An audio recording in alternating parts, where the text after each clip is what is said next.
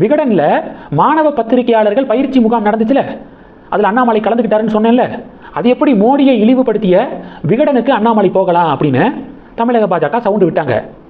அண்ணாமலை பிஜேபியிலே இல்லையே. அது சரி, தமிழிசை அக்கா விகடனுக்கு நேர்காணல் கொடுத்தாங்க சமீபத்தில். அக்கா மட்டும் நேர்காணல் கொடுக்கலாமா? பிஜேபியில் இருக்காங்க அக்கா, நேர்காணல் கொடுக்குறாங்க. பிஜேபியை விட்டு வெளியில் வந்ததுக்கு அப்புறம் தானே அண்ணாமலை இந்த பயிற்சி முகாமில் கலந்துக்கிட்டாரு அப்படின்னு நம்ம ஒரு விஷயம் பேசியிருந்தோம். அந்த பயிற்சி முகாமில் அண்ணாமலை கிட்ட மாணவ பத்திரிகையாளர்கள் பல கேள்விகள் எழுப்புறாங்க. எல்லாத்துக்கும் அவர் ஒரு பதில் கொடுக்குறாரு பாருங்க. பார்க்குறவங்களாம் ஆச்சரியப்படுறாங்க. ஒரு கேள்வி இந்த ஸ்பாட்டில் கேட்குறாங்க ஒரு ஸ்டூடெண்ட்டு. அந்த கேள்விக்கு அமெரிக்காவெல்லாம் தொடர்பு படுத்தி பதில் சொல்கிறாரு. ஒவ்வொரு கேள்விக்கும் இன்னொரு விஷயத்தை ஒரு உவமையாக சொல்லி அதோட இப்போ கரண்ட் பொலிட்டிக்கல் சினாரியோவை கம்பேர் பண்ணி ஒவ்வொன்றுக்கும் பதில் சொல்கிறாருங்க. மண்டையில் அந்த அளவுக்கு அறிவு இருந்தால் தான் இது மாதிரி கேட்கக்கூடிய கேள்விகளுக்கு டக்கு டக்குன்னு மற்ற விஷயங்களை உதாரணமாக கொடுத்து ஒப்பிட்டு பதில் கொடுக்க முடியும். உதாரணத்துக்கு குதிரை பேரத்தில் டிவிகே கவர்மெண்ட் ஈடுபடுறாங்களே அப்படிங்கிற கேள்வியை ஒரு ஸ்டூடெண்ட் எழுப்புறாங்க. உடனே அண்ணாமலை சொல்கிறாரு, 1860-61 ஆபிரகாம் லிங்கன் இருக்கார்ல, அவர் ஸ்லேவரிக்கு எதிராக ஒரு சட்டத்தை கொண்டு வர பார்த்தாரு. ஆனால் அந்த சட்டத்தை நிறைவேற்ற போதுமான நம்பர்ஸ் இல்லை, எம்பிக்கள் ஆதரவு இல்லை. அப்போ என்ன பண்ணுறாரு, எதிர் சைடில் இருக்கக்கூடிய எம்பிக்களை விலை கொடுத்து வாங்குறாரு. இந்த குதிரை பேரம் அப்படின்னு இருக்குல்ல, அது மாதிரியான விஷயம்தான். அப்படி வாங்கி ஸ்லேவரிக்கு எதிரான சட்டத்தை நிறைவேற்றுறாரு ஆபிரகாம் லிங்கன். அதுதான் அமெரிக்காவில் ஒரு செனட் உறுப்பினர் சொன்னாரா, 19ஆவது நூற்றாண்டுடைய மிக முக்கியமான ஒரு சட்டத்தை அமெரிக்காவுடைய தூய மனிதரான ஆபிரகாம் லிங்கன் குறுக்கு வழிகள்லாம் பயன்படுத்தி தவறான வழிகளை பயன்படுத்தி நிறைவேற்றினாரு அப்படின்னு சொல்லிட்டு ஒரு கமெண்ட் பண்ணாராம். இந்த வரலாற்று நிகழ்வை தமிழக அரசியல் களத்தோடு தொடர்பு படுத்தி பதில் கொடுத்துருக்காரு. இந்த ஒரு கேள்வி மட்டும் கிடையாது, மாணவ பத்திரிகையாளர்கள் கேட்ட ஒவ்வொரு கேள்விக்கும் இந்த முறையில் தான் பதில் சொல்லியிருக்காரு அண்ணாமலை. கேள்வி கேட்டவங்களாம் வியந்து போயிட்டாங்க. எப்பா அப்படின்னு சொல்லிட்டு வாயை பொளந்துட்டாங்க. ஸ்டீவ் ஜாப்ஸ் சொன்னதை சொல்கிறாரு. ஸ்டீவ் ஜாப்ஸுக்கிட்ட, ஆப்பிளுடைய ஹெட்டாக இருந்த ஸ்டீவ் ஜாப்ஸுக்கிட்ட ஒரு வாட்டி கேள்வி கேட்டாங்களாம். இது மாதிரி மற்ற நிறுவனங்கள்லாம் மக்கள்கிட்ட கேட்பாங்க, உங்களுக்கு என்ன வேணும் அப்படிங்கிறத கேட்டு மக்கள் என்ன சொல்கிறாங்க அப்படிங்கிற அடிப்படையில் மேனுஃபேக்சர் பண்ணுவாங்க. ஆனால் ஆப்பிள் மட்டும் மக்கள்கிட்ட கேட்கவே மாட்டீங்களே அப்படின்னு ஸ்டீவ் ஜாப்ஸ்கிட்ட ஒருத்தர் கேள்வி கேட்டாராம். அதுக்கு ஸ்டீவ் ஜாப்ஸ் சொன்னாராம், பல நேரங்களில் மக்களுக்கே தங்களுக்கு என்ன வேணும் அப்படிங்கிறது தெரியாது.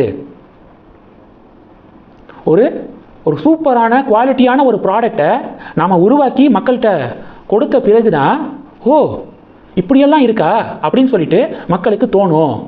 அந்த ரூட்டில் தான் ஆப்பிள் செயல்படுது அப்படின்னு ஸ்டீவ் ஜாப்ஸ் சொன்னாராம். இதை ஒரு கேள்விக்கு அண்ணாமலை உவமையாக சொல்கிறாரு. அடுத்து ஒரு கேள்வி, உங்களுடைய லைஃப் ஜேர்னியை படமாக எடுத்தால் யார் நடித்தா நல்லா இருக்கும்னு நினைக்கிறீங்க அப்படின்னு ஒரு கேள்வி. அதுக்கு அண்ணாமலை சொல்கிறாரு, படமாக எடுக்கிற அளவுக்கு நான் ஒன்றும் பெரிய ஆள் கிடையாது, நான் பெருசாக எதுவும் பண்ணலை. காவல்துறையில் உயர் அதிகாரியாக நான் பணியாற்றிய போது அப்போது நிறைய கான்ஸ்டபிள் இருக்காங்க பார்த்தீங்களா, அவங்க 3 மணி நேரம் ட்ராவல் பண்ணி வந்தேன், 2 மணி நேரம் ட்ராவல் பண்ணி வந்தேன் அப்படின்னு சொல்லுவாங்க. பெங்களூருடைய டிசிபியாக இருந்தபோது அந்த பெங்களூர்லேருந்து 2 மணி நேரம் ட்ராவல் பண்ணக்கூடிய அளவு டிஸ்டன்ஸ்லேருந்து வரவங்க நிறைய பேர் இருந்தாங்க.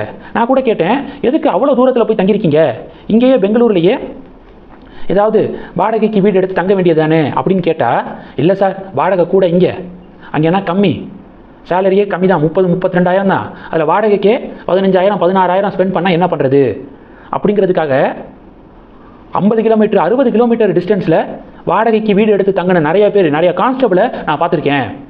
அவங்க நினச்சிருந்தா பெங்களூர் சிட்டியில் போலீஸ் ஸ்டேஷனில் இருக்காங்க, எவ்வளவு வேணால் காசு வாங்கியிருக்க முடியும். இங்கே லோக்கலில் இருக்கிறவங்கள்ட்ட ஒரு பாரில் போய் காசை கொடுங்க அப்படின்னு கேட்டால் ஒரு மாதத்துக்கு 10,000-20,000 அவங்களால தேற்ற முடியும். ஆனால் அது பண்ணலை. அவங்க நேர்மையாக கொடுக்கக்கூடிய சம்பளம் போதும் அப்படின்னு அந்த இருக்கக்கூடிய சம்பளத்திலேயே மிச்சப்படுத்துறதுக்காக பெங்களூர்லேருந்து 50 கிலோமீட்டர் 60 கிலோமீட்டர் டிஸ்டன்ஸில் வாடகைக்கு வீடு எடுத்து தங்கி ஒவ்வொரு நாளும் 2 மணி நேரம் 3 மணி நேரம் ட்ராவல் பண்ணி வந்துட்டு போகிறாங்க. அவங்க தான் ஹீரோ.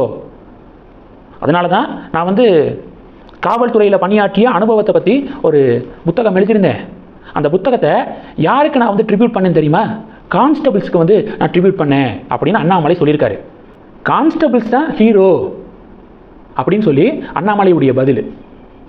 ஒவ்வொரு கேள்விக்கும் இவ்வளவு குவாலிட்டியான பதிலுங்க. பாராட்டுக்கள் குவிந்து வருது மலைக்கு. ரெண்டாவது, ஒரு பேரதிர்ச்சியான நியூஸுங்க.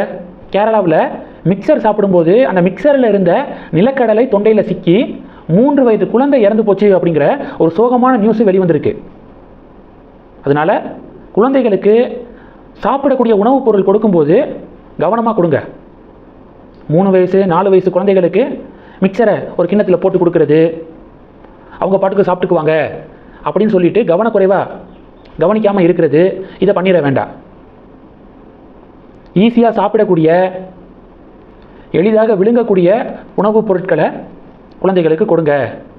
குறிப்பாக அந்த நிலக்கடலை இது மாதிரியான விஷயங்கள் வந்து மிக்சர் தானே அப்படின்னு சொல்லிட்டு போட்டு கொடுத்துட்டு அவங்க இருந்திருப்பாங்க. ஆனால் மிக்சரில் இருந்த நிலக்கடலை சிக்கியிருக்கு.